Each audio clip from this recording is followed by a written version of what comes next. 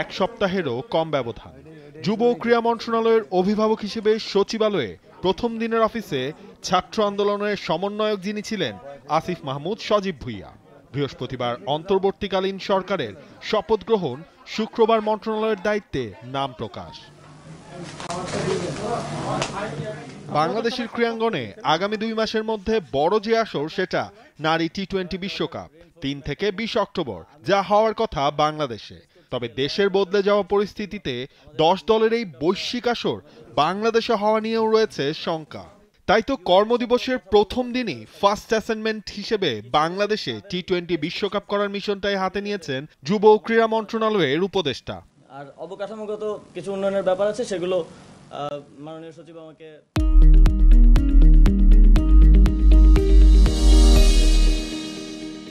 নারী টি-20 বিশ্বকাপ আয়োজনের ক্ষেত্রে আইসিসি নিশ্চয়তা চেয়েছে সামগ্রিক নিরাপত্তা ও বেশ কিছু দেশের ভ্রমণ নিষেধাজ্ঞা নিয়ে। অন্তর্বর্তীকালীন সরকারের প্রধান উপদেষ্টা ডক্টর মোহাম্মদ ইউনূসের সাথে কথা বলে সেটাও সমাধানের প্রায়োরিটি। যেই ইস্যুগুলো হচ্ছে তার মধ্যে সবচেয়ে গুরুত্বপূর্ণ হচ্ছে সিকিউরিটি এনশিওর করা। সিকিউরিটি এনশিওর করার ব্যাপারে স্টেট লেভেল থেকে কিছু কাজ করার ব্যাপার আছে। আমি আজকেই যমুনাতে গিয়ে ইউনূস স্যারের সাথে এই বিষয়ে বিস্তারিত কথা বলবো, এবং তিনি একজন ক্রীড়াপ্রেমী মানুষ, তিনি অবশ্যই এটিতে আমাদেরকে সহযোগিতা করবেন, এবং স্টেট লেভেল থেকে সিকিউরিটিটা আমরা এনশিওর করব। আমরা ইউএনের সাথেও কথা বলবো যাতে তারা সাজেস্ট করে কিছু দেশের ট্রাভেল রেস্ট্রিকশনস আছে সেগুলো যাতে সমাধান করা যায়। বিসিবির 7 পরিচালকের সাথে কথা হয়েছে বোর্ডের ভবিষ্যৎ নিয়েও। দেশের সংসদ বিলুপ্ত হয়েছে, বিসিবিতেও পরিবর্তনের আভাস। অন্তর্বর্তীকালীন দায়িত্ব আসবে কারো কাছে, তবে এসব কিছুই করতে হবে আইসিসির নিয়ম ও অনুমতি নিয়ে। বিসিবির সভাপতি অনুপস্থিত আছেন।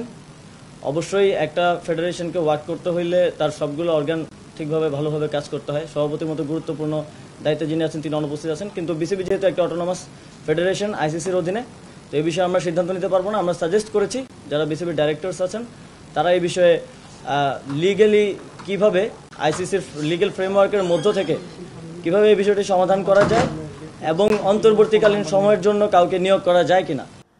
একই সাথে অন্য ফেডারেশনগুলোর ক্ষেত্রেও রাজনৈতিক মুক্ত কোনো স্থায়ী সমাধান করা যায় কিনা সেটারও আভাস দিয়েছেন আসিফ মাহমুদ। আমরা পুরো দেশকে ঢেলে সাজাতে চাই, এবং সেটা আমরা আসলে ব্যক্তির জায়গা থেকে নয় যে একজন ব্যক্তিকে আমি পরিবর্তন করে দিলাম আর হয়ে গেল। আমরা সিস্টেমটাকে ঢেলে সাজাতে চাই। আমরা একটা সিস্টেম গড়ে দিয়ে যেতে চাই এই অন্তর্বর্তীকালীন সরকারের অধীনে, যাতে করে যে ব্যক্তি আসুক সে ওই সিস্টেম ফলো করার মাধ্যমে এই যে দুর্নীতির কথা বলছেন কিংবা অনিয়মের কথা বলছেন সেগুলো যেন আর কখনোই ফিরে না আসতে পারে। Nabil Khan, T sports, Dhaka. For more updates, subscribe to our YouTube channel and click on the bell icon. Follow us on Facebook and Instagram. Download T-Sports app to enjoy exciting games and highlights. Visit tsports.com.